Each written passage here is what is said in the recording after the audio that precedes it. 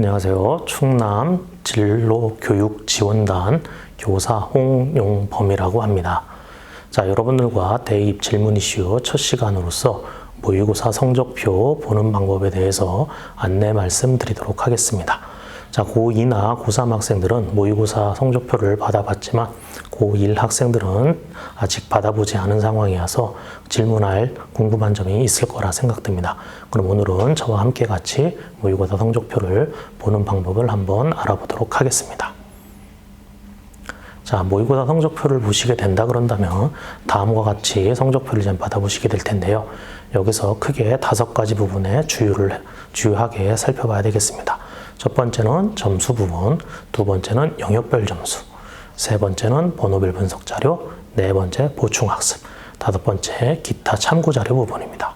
첫 번째 점수 부분은 여러분들이나 부모님들이 가장 많이 눈여겨보시는 부분이 되겠는데요. 점수 부분에 보면 모든 과목별로 원점수, 표준점수, 백분위, 등급, 응시자 수가 나와 있습니다.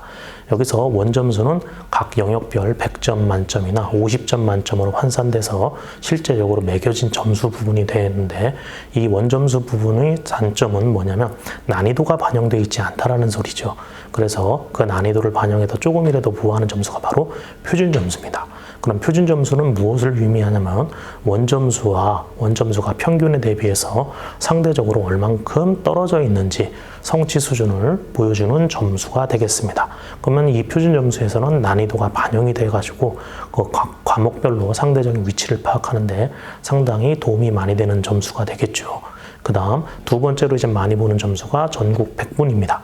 백분위는 표준 점수를 기준으로 해서 영역 내에서 개인의 상대적인 위치를 서열로 퍼센트화해서 나타낸 수치가 되겠습니다.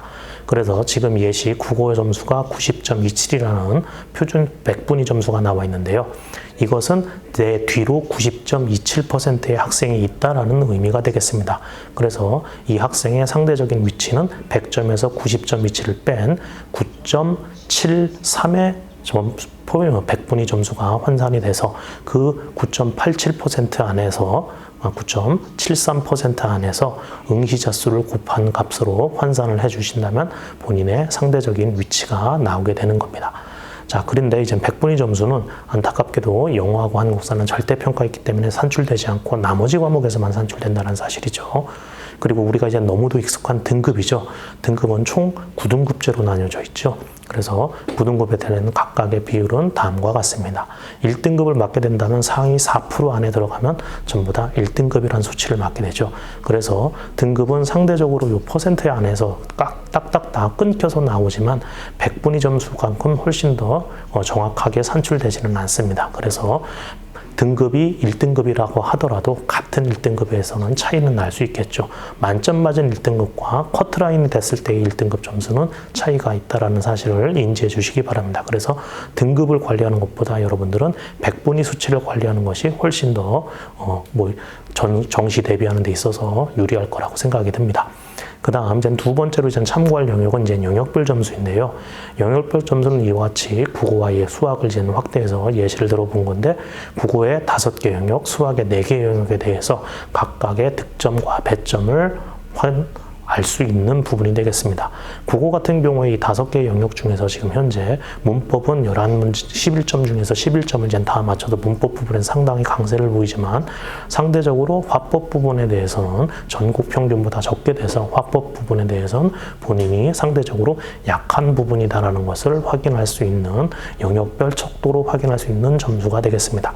그리고 수학도 마찬가지 계산이나 이해 부분에 대해서는 높은 수준의 점수 배점을 보이고 있는 반면 추론 부분이나 문제 해결 부분에 대해서는 상대적으로 떨어져 있다는 것을 볼 수 있겠죠. 그럼 이 친구는 추론이나 문제 해결, 일명 응용력이 생기는 문제 부분에 대해서 약하다는 것을 알 수가 있습니다. 그래서 이 영역별 점수는 각 과목의 점수를 부여해서 약점 부분을 파악하는 데 아주 중요한 부분이 되겠습니다. 그 다음 세 번째 부분은 이제 번호별 분석 자료인데요. 번호별 분석 자료에서는 자, 1번부터 시작해서 끝번까지 맞고 틀리고 몇 점을 맞았는지 쭈루룩 나와 있는데, 여기서 중요한 것은 바로 이 정답률 부분입니다. 정답률은 총 5개 문자 A부터 E까지 문자로 표시하게 되어 있는데요. 이 문자가 바로 정답률을 의미를 하게 되는 거죠.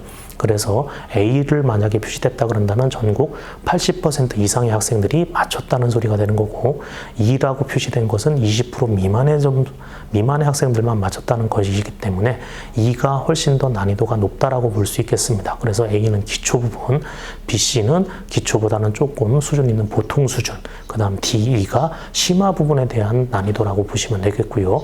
D, E가 상대적으로 많이 틀렸다 그런다면 심화 부분에 대한 대비가 철저히 하다라고 판단을 내릴 수 있습니다. 예시를 수학 같은 경우 보면 보통 우리가 킬러 부분이라고 한다면 28, 29, 30, 21번을 줄 수 있는데, 자, 여기서 난이도를 보면 전부 다 E 아니면 D로 표시된다는 것을 확인할 수 있습니다.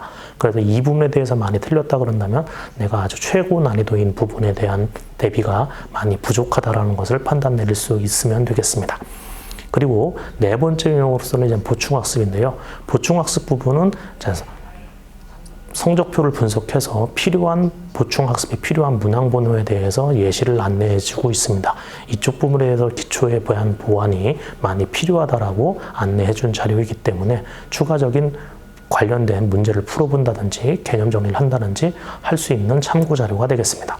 다섯 번째로서는 이제 기타 참고 자료인데요. 기타 참고 자료는 각 영역별 점수가 아니라 이와 같이 2개 이상의 영역에 대한 합산 100분위 점수를 산출해서 상대적으로 내가 어느 정도의 위치가 되는지를 총점을 환산해서 계산할 수 있다, 계산해서 알 수 있는 부분이 되겠습니다. 그래서 실제 정시가 됐을 때 국어, 수학, 탐구 부분에 대한 100분위 점수가 지금 현재 89.27이라는 점수가 되기 때문에, 자, 상대적으로 100점에서 뺀 나머지 부분에다가 소수점으로 환산해서 응시자수를 곱해버리면 제 영역 등수가 나오겠죠. 그걸 가지고 정시 부분에 대한 배치표와 환산해서 참고를 판단해 볼 수 있는 좋은 자료고, 또한 영역별 2개의 점수 이상의 점수를 가지고 판단을 했기 때문에 우리는 이 수치를 보고 지금 수학이 들어가면 상대적으로 100분위가 하락되는 것을 볼 수 있겠죠. 그래서 나는 수학 부분에 대한 영역이 가장 취약하고, 그 다음 탐구 부분에 대해서는 두 번째고, 국어 부분이 상대적으로 강하구나라는 것을 판단할 수 있기 때문에 여러분들의 정시 관련된 자료를 분석할 때 유용하게 사용할 수 있는 자료가 되겠습니다.